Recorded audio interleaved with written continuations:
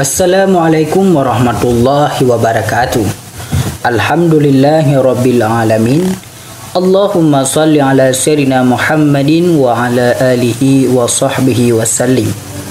Pada kesempatan kali ini di channel kami Syafias ID, kami akan memberikan yaitu biografi Al-Imam Al-Habib Umar bin Muhammad bin Salim bin Hafiz. Biografi beliau kami kutip dari buku Khulasah Al-Madad An-Nabawi yang telah diterjemahkan ke dalam bahasa Indonesia. Berikut adalah biografi Al-Habib Umar bin Muhammad bin Salim bin Hafiz. Namun sebelum lanjut, silakan kalian klik tombol subscribe, lalu aktifkan tombol lonceng sebelah kanan sampai berdiri, supaya kalianlah pertama tahu ketika kami upload video terbaru. Terima kasih.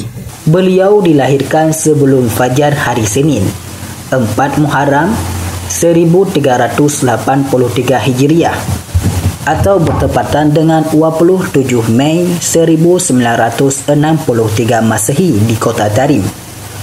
Di kota yang penuh berkah inilah beliau tumbuh dan menerima didikan agama serta menghafal kitab suci Al-Quran dalam keluarga yang terkenal imam, ilmu dan akhlak yang luhur.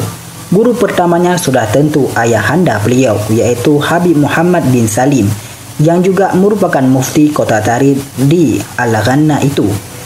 Beliau adalah Al-Habib Umar, putra dari Muhammad, putra dari Salim, putra dari Hafiz, putra dari Abdullah, putra dari Abu Bakar, putra dari Aidrus, putra dari Al-Husain, putra dari Aisyah Abu Bakar, putra dari Salim, putra dari Abdullah, putra dari Abdurrahman, putra dari Abdullah, putra dari Aisyah Abdurrahman As-Segaf, putra dari Muhammad Maula Ad-Dawilah, putra dari Ali, putra dari Alwi, putra dari Al-Faqih Al-Muqaddam Muhammad, putra dari Ali, putra dari Muhammad Syahib, dari Muhammad Al-Syahib Al-Mirbad, putra dari Ali Khalid Kasam, putra dari Alawi, putra dari Muhammad, putra dari Alawi, putra dari Ubaidillah, putra dari Al-Imam Al-Muhajir Ahmad, putra dari Isa, putra dari Muhammad,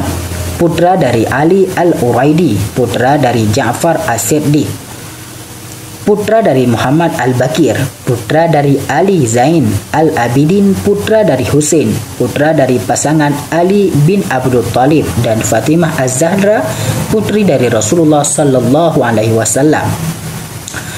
Beliau terlahir di Tarim Hadramaut, salah satu kota tertua di Yaman yang menjadi sangat terkenal di seluruh dunia dengan berlimpahnya para ilmuwan dan para alim ulama yang dihasilkan di kota ini selama berabad-abad. Beliau dibesarkan di dalam keluarga yang memiliki tradisi keilmuan Islam dan kejujuran moral, dengan ayahnya yang merupakan seorang pejuang martir yang terkenal. Sang intelektual, sang penyeru ke jalan Allah, Muhammad bin Salim bin Hafiz bin Syekh Abu Bakar bin Salim. Ayahnya adalah salah seorang ulama intelektual Islam yang mengabdikan hidup demi penyebaran agama Islam dan pengejaran syariat suci serta aturan-aturan mulia dalam Islam. Beliau secara tragis diculik oleh kelompok komunis dan diperkirakan telah meninggal. Semoga Allah mengampuni dosa-dosanya. Demikian pula kedua kakek beliau, Al-Habib Salim bin Hafiz dan Al-Habib Hafiz bin Abdullah, yang merupakan para intelektual Islam yang sangat dihormati kaum ulama dan intelektual muslim pada masanya. Allah seakan menyiapkan kondisi-kondisi yang sesuai bagi Al-Habib Umar dalam hal hubungannya dengan para intelektual muslim di sekitarnya, serta keilmuan yang muncul dari keluarganya sendiri dan dari lingkungan serta masyarakat di mana beliau dibesarkan. Beliau telah mampu menghafal Al-Quran pada usia yang sangat muda, dan ia juga menghafal berbagai teks inti dalam fikih, hadis, bahasa Arab, dan berbagai ilmu-ilmu keagamaan yang membuatnya termasuk dalam lingkaran keilmuan yang dipegang teguh oleh begitu banyaknya ulama-ulama tradisional seperti Al-Habib Muhammad bin Alawi bin Syihab dan Syekh Fadil Bafadil serta para ulama lain yang mengajar di Rubat Karim yang terkenal itu. Maka melalui kehendak Allah Subhanahu wa taala, beliau pun mempelajari berbagai ilmu termasuk ilmu-ilmu spiritual keagamaan dari ayahnya yang meninggal syahid, Al-Habib Muhammad bin Salim, yang darinya didapatkan cinta dan perhatiannya yang mendalam pada dakwah, bimbingan dan tuntutan agama. Ayahnya begitu memperhatikan sang Umar kecil yang selalu berada di sisi ayahnya di dalam lingkaran ilmu dan zikir. Namun secara tragis, ketika Al-Habib Umar sedang menemani ayahnya untuk salat Jumat, ayahnya diculik oleh golongan komunis dan sang Umar kecil sendirian pulang ke rumahnya dengan masih membawa serban milik ayahnya. Dan sejak saat itu ayahnya tidak pernah terlihat lagi. Ini menyebabkan Umar muda menganggap bahwa tanggung jawab untuk meneruskan pekerjaan yang dilakukan ayahnya dalam bidang dakwah, sama seperti seakan-akan serban sang ayah menjadi bendera yang diberikan padanya di masa kecil sebelum beliau mati syahid. Sejak itu, dengan sang bendera dikibarkannya tinggi-tinggi, ia memulai secara bersemangat perjalanan penuh perjuangan, mengumpulkan orang-orang, membentuk majelis-majelis dan dakwah. Perjuangan dan usahanya yang keras demi melanjutkan pekerjaan ayahnya mulai membuahkan hasil.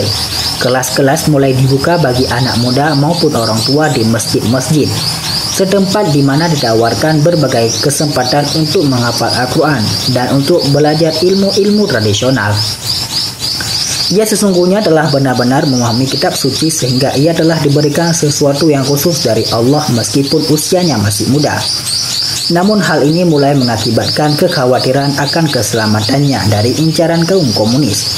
Maka akhirnya diputuskan beliau dikirim ke kota Al-Baydah yang terletak di tempat yang disebut Yaman Utara, yang menjadikannya jauh dari jangkauan mereka yang ingin mencelakai sang Said muda, di mana dimulai babak penting baru dalam perkembangan beliau.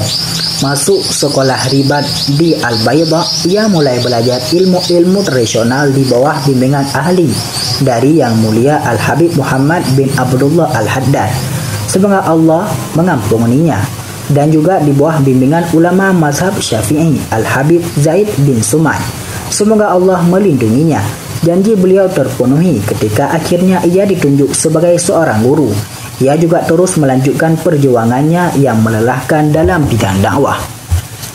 Setelah itu, beliau melakukan perjalanan melelahkan demi melakukan ibadah haji di Mekah dan untuk mengunjungi makam Rasulullah SAW di Madinah. Dalam perjalanannya ke Hijaz, beliau diberkahi kesempatan untuk mempelajari beberapa kitab dari para ulama terkenal di sana, terutama dari Al-Habib Abdul Qadir bin Ahmad As-Segaf, yang menyaksikan bahwa dalam diri Umar muda terdapat semangat pemuda yang penuh cinta kepada Allah dan Rasulnya SAW, dan sungguh-sungguh tenggelam dalam penyebaran ilmu dan keadilan terhadap sesama umat manusia, sehingga beliau dicintai Al-Habib Abdul Qadir, salah seorang guru besarnya. Beliau diberkahi untuk menerima ilmu dan bimbingan dari kedua pilar keadilan di Hijaz, yakni Al-Habib Ahmad Masyhur Al-Haddad dan Al-Habib Atas Al-Habsyi. Sejak itulah nama Al-Habib Umar bin Hafiz mulai tersebar luas, terutama dikarenakan kegigihan usaha beliau dalam menyerukan agama Islam dan memperbaharui ajaran-ajaran awal yang tradisional. Namun kepopuleran dan ketenaran yang besar ini tidak sedikit pun mengurangi usaha pengajaran beliau. Bahkan sebaliknya, ini menjadikannya mendapatkan sumber tambahan di mana tujuan-tujuan mulia lainnya dapat dipertahankan. Tiada waktu yang terbuang sia-sia, setiap saat dipenuhi dengan mengingat Allah dalam berbagai manifestasinya dan dalam berbagai situasi dan lokasi yang berbeda. Perhatiannya yang mendalam terhadap membangun keimanan, terutama pada mereka yang berada di dekatnya, telah menjadi salah satu dari perilaku beliau yang paling terlihat jelas, sehingga membuat nama beliau tersebar luas bahkan hingga sampai ke dunia baru.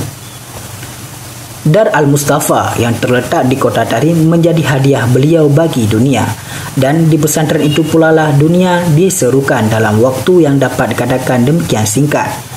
Penduduk Tarim menyaksikan berkumpulnya para murid dari berbagai daerah yang jauh bersatu di satu kota, yang hampir terlupakan ketika masih dikuasai para pembangkang komunis. Murid-murid dari Indonesia, Malaysia, Singapura, Kepulauan Komoro, Tanzania, Kenya, Mesir, Inggris, Pakistan, Amerika Serikat, dan Kanada. Juga negara-negara Arab lain dan negara bagian Arab akan diawasi secara langsung oleh Habib Umar. Mereka ini akan menjadi perwakilan dan penerus perjuangan Islam. Habib Umar kini tinggal di Tarim, Yaman, di mana beliau mengawasi perkembangan di Darul Al-Mustafa dan berbagai sekolah lain yang telah dibangun di bawah manajemen beliau. Beliau masih memegang peran aktif dalam penyebaran agama Islam, sedemikian aktifnya sehingga beliau meluangkan hampir sepanjang tahunnya mengunjungi berbagai negara di seluruh dunia demi melakukan kegiatan-kegiatan mulianya. Di samping sebagai da'i, Habib Umar juga penulis yang produktif. Karya-karyanya tidak sebatas ilmu fikih. Beliau juga mengarang beberapa kitab tasawuf dan maulid. Kitab yang ditulis di antara lain Adiyah Alami, Maulid Nabi Muhammad SAW, Az-Zikra, Al-Musharrafah, Fikih, Mukhtar Al-Hadis, Nur Al-Imam, Hadis, Nurul Al-Asas, Nahu, Khulasah Madani Ad-Nabawi, zikir kitab yang di tangan yang Khulasah Madani Ad-Nabawi, yaitu buku zikir. Selanjutnya, Tasafah Al-Khatib, pedoman khutbah. Semoga Allah memanjangkan usia beliau dalam kesehatan dan keberkahan lahir dan batin, serta tidak mengharapkan kita dari ilmu dan rahasia ilahi yang terangkum dalam diri beliau. Semoga Allah memperbanyak orang-orang yang seperti beliau dan menjadikan kita bersama beliau di dunia dan akhirat kelak. Amin ya rabbal alamin. Berikut itulah kisah biografi Al-Habib Umar. Semoga kita termotivasi dengan biografi beliau untuk selalu berjuang di jalan Allah dan berdakwah untuk kepentingan dunia hingga akhirat nanti. Wabillahi taufiq wal hidayah. Assalamualaikum warahmatullahi wabarakatuh.